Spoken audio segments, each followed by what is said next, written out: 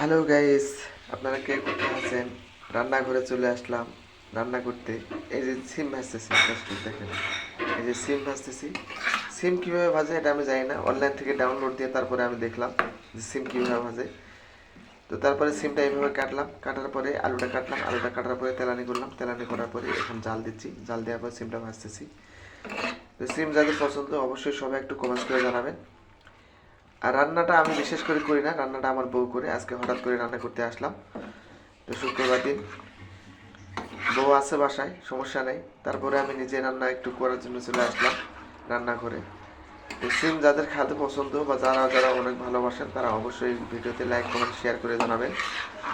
তো সিমের একটা অপকারিতাও আছে, সেটা কি এটা আপনাদের যদি কারো জানা থাকে অবশ্যই একটু কমেন্টস করে জানাবেন। যে সিম এমন একটা জিনিস যেটা খেতে যেমন সুস্বাদু তেমনই একটা তার একটা অপকারিতা আছে। তার অপকারিতা হচ্ছে প্রচুর যে অ্যালার্জি অ্যাটাক করে। দর্শক, এই অ্যালার্জি থেকে বাঁচার জন্য আপনাদের আরেকটা উপায় পদ্ধতি অবলম্বন করতে হবে। তো যারা এই ভিডিওটা দেখতেছেন অবশ্যই একটু লাইক কমেন্ট শেয়ার করে দিবেন। আর রান্নাঘরে চলে আসলাম অনেকদিন পরে। আমি রান্না করি না যদিও, তারপরেও আজকে হঠাৎ করে নতুন চলে আসলাম, শুক্রবার অফ ডে, যার কারণে আসলাম। তো সবাই ভালো থাকবেন, সুস্থ থাকবেন। ধন্যবাদ সবাইকে।